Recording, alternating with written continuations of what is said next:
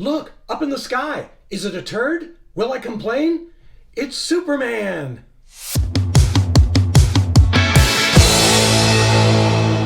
Okay, let's get this out of the way right now. I hate superhero movies. If you're a big fan of them, then this probably isn't the review for you. But if you, like me, are sick and tired of big CGI heavy films where in the third act cities fall apart, then sit down. I'm here to talk today about Superman.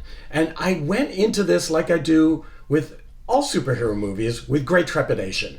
Friends of mine always tell me, oh no, you gotta see this one. This one's different. This is gonna be the one you're gonna like. And I always walk away disappointed. So with this one, which is directed by James Gunn, it is much better than the others, but that doesn't mean it's good at all. In fact, it's kind of a hot mess with entertaining moments sprinkled throughout.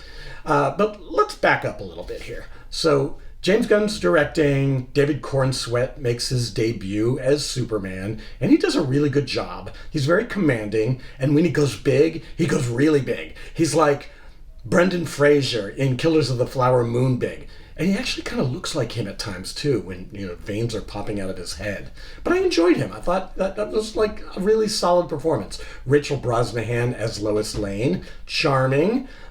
She and Superman get one really cool scene where there's an interview going on, which I quite enjoyed. Strange though that they only get really one scene where Lois is with Clark Kent, and he's in like this really bad wig. It looks like pubic hair on the top of his head, I'm not gonna lie. Nathan Fillion is quite fun as the Green Lantern, I guess. Is that what it is? I don't know these side characters. I don't know the lore, so forgive me. I just watch a bunch of CGI things, and explosions and action. But he's quite funny, and he's also got a really terrible wig, and it doesn't go without comment. Then you have Nicholas Hoult as Lex Luthor, and he is quite charming and good and scary all at once. He treats his evil plans as a video game, which is appropriate because that's what this movie feels like at times. And I thought he got to the real ego underneath the villainy. Villainy? You'll look it up. I also enjoyed, I'm looking at my notes here. Can't do this like, the Jeremy Johns of the world without a script. Zlatko Buric, who many of you will remember from Triangle of Sadness. He was the kind of slobby Russian guy, and he plays the dictator of a fictional country, and every time he's on screen, I just couldn't wait to see what he was going to do next. He's just grotesque and fun and terrible all at once. Good job. Skylar Gisando, who I remember from the Santa Clarita Diet, who has this perfect comic timing, plays Jimmy Olsen. He gets a nice little plot line there, which I found surprising. And he did a good job. He was fun. I think that takes care of all the cast comments that I have. But what's weird is every time I see one of these films, and this one is kind of all over the place. It's kind of a total mess.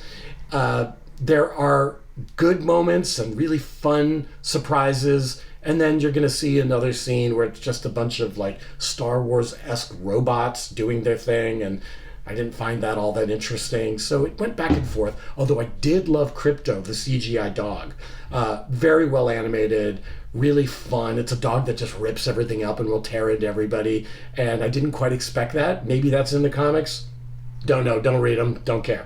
But I did enjoy that. But every time I see a superhero movie, it makes me want to run in the other direction and see what I think is a great film. So I'll watch these films and then I'll put on Paper Moon or Network or Almost Famous. Movies that I remember that have great performances and dialogue for the heavens. And that's what speaks to me.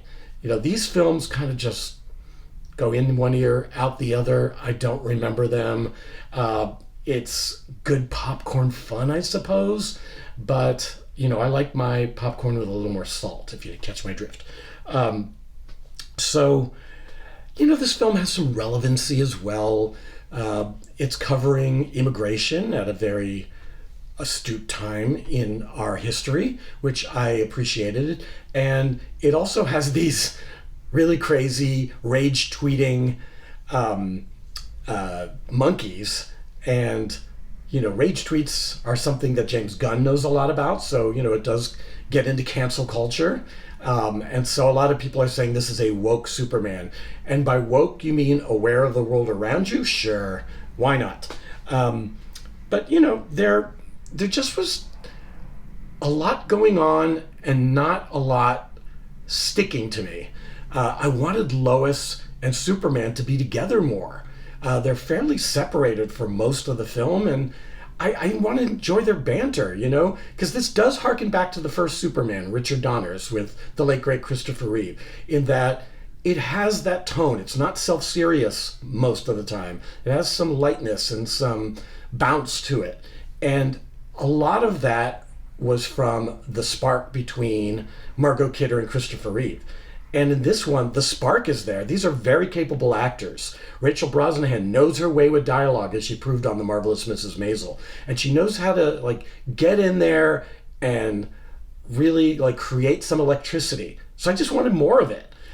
By the time you get to the end and it becomes this very sort of expected thing, I was a little disappointed. I wanted her to take more of a center stage with Superman or with Clark Kent. And we didn't quite get that. There's just apparently a lot of Easter eggs. They were lost on me, but if you're a big DC Comics fan, I think you're gonna find them chock full throughout. And there's the usual mid-credits and post-credits scenes, which I didn't understand. I don't know. I mean, look, I was entertained, but will I remember this? I think I'm not going to remember it in 3, 2, 1. Oh, I did that backwards. 3, 2, 1. Look over there.